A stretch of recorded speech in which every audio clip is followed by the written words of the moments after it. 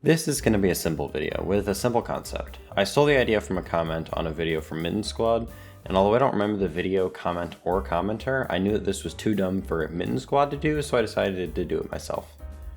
First, to preface though, I know a lot about Fallout New Vegas, but far from everything. I've only ever beaten the game one time, years ago on Xbox 360, so cut me some slack.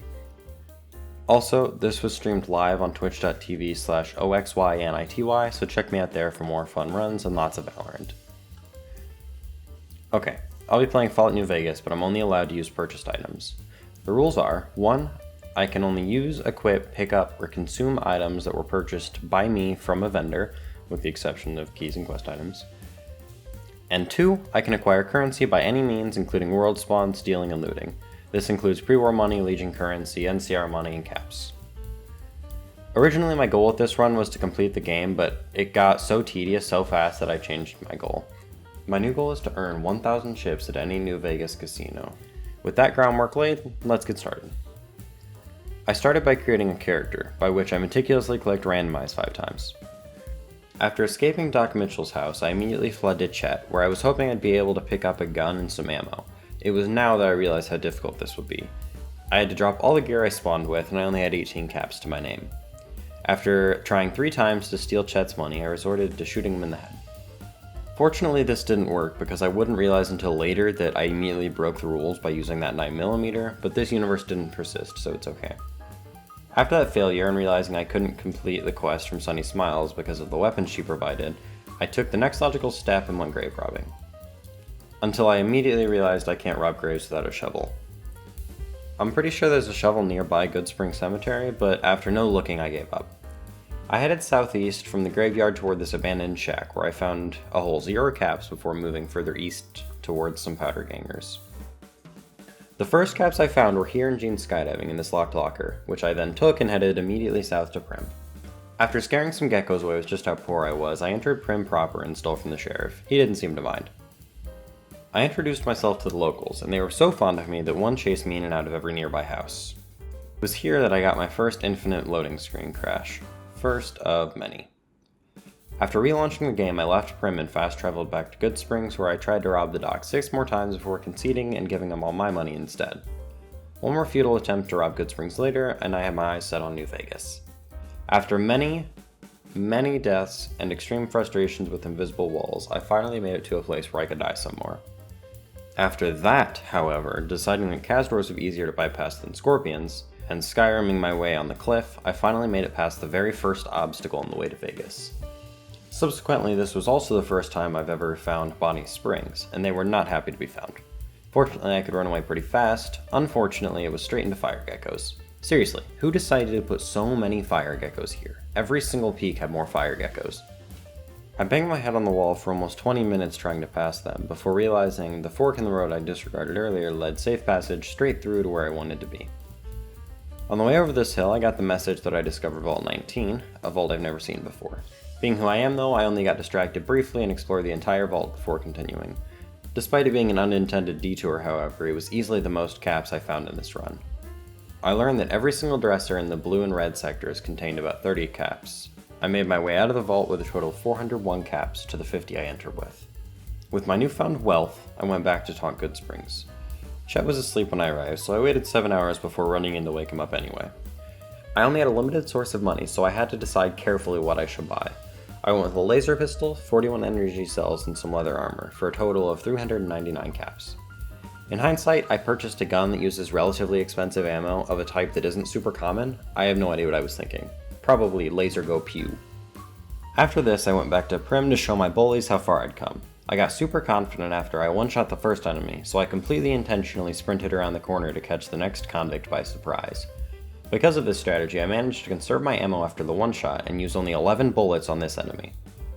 I really am not sure what my goal was here, because after clearing out all of Prim with my remaining ammo, I only have 46 caps to buy more ammo, and even though I could convert some currencies, Chet didn't even have any more energy cells, and I didn't know any other vendors. So it was pretty much completely pointless, but I showed them. Anyway, I fast traveled back to where I left off in Vault 19 and began to make my way toward the strip. This was the most frustrating part of the run. I hopped on this car and my game crashed, sending me back to Vault 19. After booting again, I made my way back to where I was, only to step on a landmine.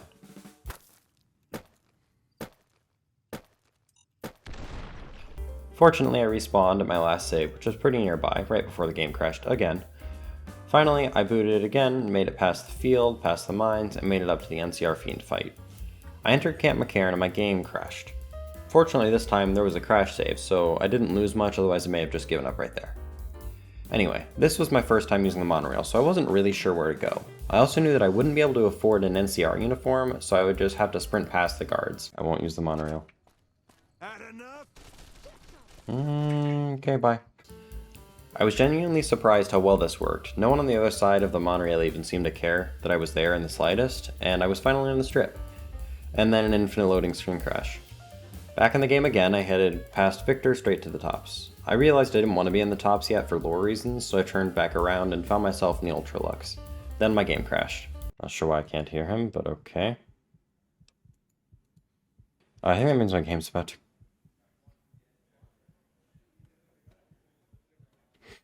Seriously, how does Mitten Squad put hundreds of hours into this game when it can crash like this? I even have mods installed to try to make it more stable. He really is a madman. Go check him out. In the casino again, I went straight to put all my money into chips and play some blackjack.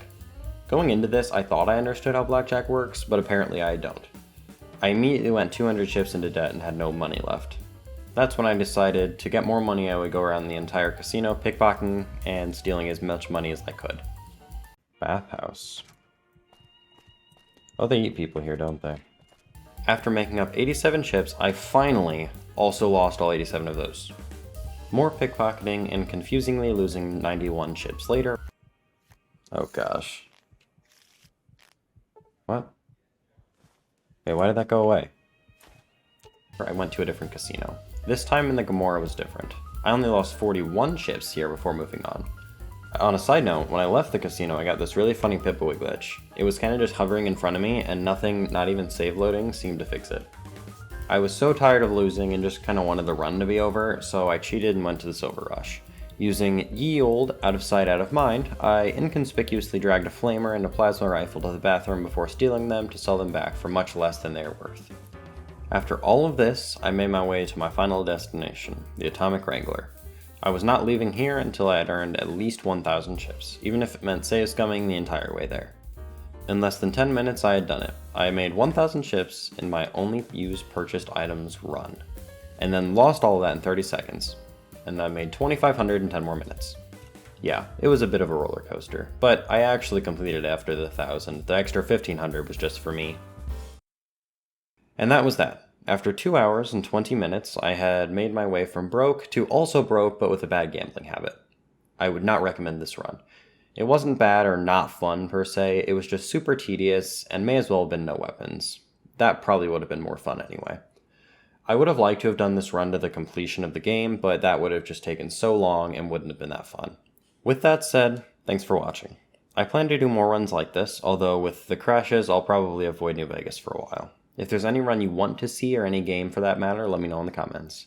I can't keep stealing from Mitten Squad. If you enjoyed this, please like and subscribe to see more like it in the future. Thanks, and goodbye.